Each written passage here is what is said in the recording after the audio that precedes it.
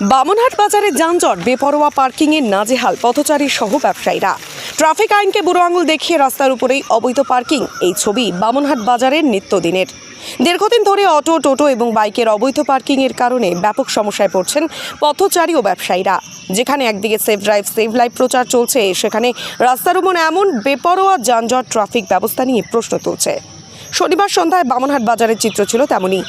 ব্যবসায়ীরা অভিযোগ করছেন যে তাদের দোকানের সামনে রাস্তার উপর ঘন্টার পর ঘন্টা টোটো এবং যাত্রীবাহী অটো দাঁড়িয়ে থাকে, যার ফলে পথচারীদের যেমন অসুবিধে হচ্ছে তেমনি তাদের ব্যবসাতেও প্রভাব পড়ছে। বিশেষ করে প্রতিদিন সন্ধ্যাবেলা বাজার চত্বরে ব্যাপক যানজটের সৃষ্টি হয়। তাদের আরও অভিযোগ, ট্রাফিক নিয়ন্ত্রণের জন্য দুজন সিভিক ভলেন্টিয়ার থাকলেও তারা যানজট নিয়ন্ত্রণে ব্যর্থ। টোটো ইউনিয়নের সভাপতি মলয় সরকার জানান, এই টোটো সমস্যাই নয়, রাস্তার ফুটপাত দখল করে দোকান বসানোর কারণেও যানজট বাড়ছে। তার মতে, অবৈধভাবে রাস্তায় টোটো দাঁড়িয়ে থাকার পাশাপাশি ফুটপাত দখলও সমস্যার অন্যতম কারণ। তিনি আরও বলেন, প্রশাসনকে বারবার জানানোর পরেও কোনো পদক্ষেপ নেওয়া হয়নি এবং তারা প্রশাসনের দৃষ্টি আকর্ষণ করে ট্রাফিক ব্যবস্থা আরও মজবুত করার দাবি জানান। অন্যদিকে বামনহাট বাজার ব্যবসায়ী সমিতির সম্পাদক সুব্রত সেন বলেন, কিছু লোক ফুটপাত দখল করে ব্যবসা করছে এবং বারবার সরিয়ে দিলেও তারা কথা শুনছে না। তিনিও বলেন যে নিজেদের ব্যবসা ছেড়ে রাস্তায় গিয়ে ট্রাফিক সামলানো তাদের পক্ষে সম্ভব নয়, তাই তিনিও প্রশাসনকে হস্তক্ষেপ করার দাবি জানিয়েছেন। সজল সরকার নামের এক পথচারী বললেন, শুধু প্রচারেই থেমে থাকলে চলবে না, যানজট নিয়ন্ত্রণে কঠোর পদক্ষেপ গ্রহণ করতে হবে প্রশাসনকে। এছাড়া তিনি বলেন, বামনহাট বাজারে এই সমস্যা নিত্যদিনের, আমরাও চাই অবৈধ পার্কিং মুক্ত বামনহাট। আশা করছি প্রশাসন সেই দিকে নজর দেবে। নবকুমার সরকার নামের আর এক পথচারী বললেন, রাস্তা দখল করে থাকে টোটো এবং মোটরসাইকেল, অবিলম্বে বামনহাট বাজারের ট্রাফিক ব্যবস্থা কঠোর করা প্রয়োজন। এ বিষয়ে সাহেবগঞ্জ থানার ট্রাফিক ওসি তরুণী কুমার সিংহ কোনো মন্তব্য করতে চাননি। আসুন শুনে নিই সকলের মন্তব্য। এটা আমরা টোটো ইউনিয়ন থেকে আমরা এর আগে আমরা একটা স্টেপ নিয়েছিলাম।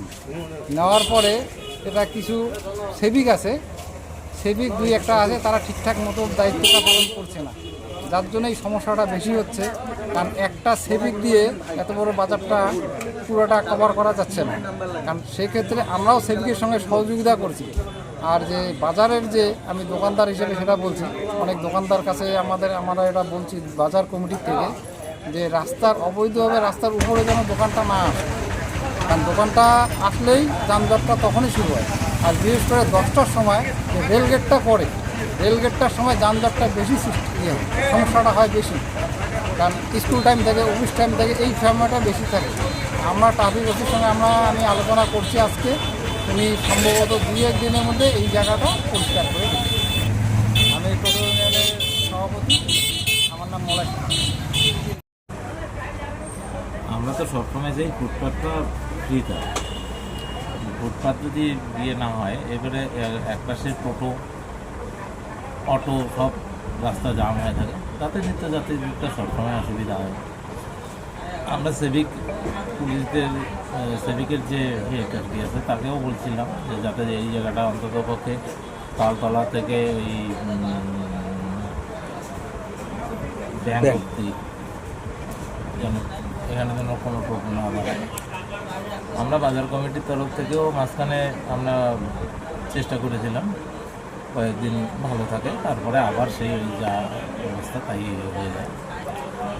এই জায়গাটা আমরা চাইব লোকাল প্রশাসন বা পুলিশের ইয়ের থেকে যদি এটাকে যদি ফাঁকা করে রাখে, তাহলে পরে নিত্যযাত্রীদের আমাদের খুব সুবিধা হয়। বাজার কমিটির তরফ থেকে আমরা অনেকবার চেষ্টা করেছি ফুটপাতের দোকানদারদের উঠে দেওয়ার জন্য।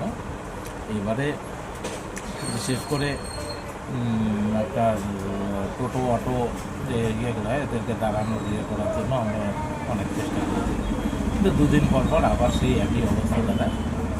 এখানে লোকাল প্রশাসনের সহযোগিতা বা আমাদের যে পুলিশের ইয়েতে যে থাকে, তাহলে আমার মনে হয় সেটা সুবিধা। নাহলে এটা সত্যিকারে কি বলবো, শুধু প্রশাসন এইভাবে স্টেপ নিতে হবে। প্রশাসনকে এইভাবে ওনারা আসবে, দেখবে, একটু সন্ধ্যাবেলা সন্ধ্যার থেকে রাত্রি 8টা অবধি এই সমস্যা যানজট দেখা যায়।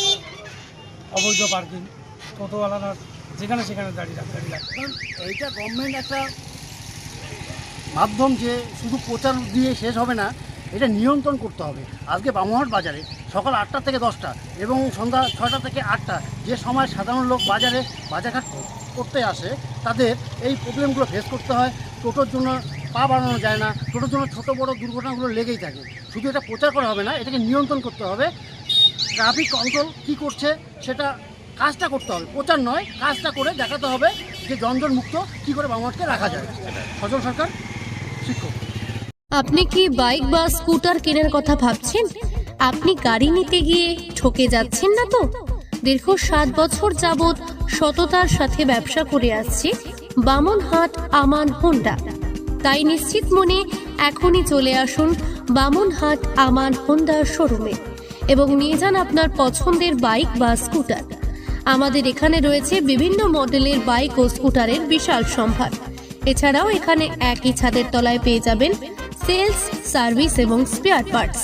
প্রত্যেক কেনাকাটায় রয়েছে স্বল্প ডাউন পেমেন্ট ও ন্যূনতম ডকুমেন্টসে লোনের সুবিধা। এছাড়াও রয়েছে সুদক্ষ কারিগর দ্বারা স্বল্প সময়ে গাড়ি সার্ভিসিং এর সুবিধা। তাই আর দেরি না করে এখনই যোগাযোগ করুন বামনহাট আমান হোন্ডা শোরুমে। স্থান বামনহাট SBI ATM এর পাশে। যোগাযোগের নম্বর 9002805414।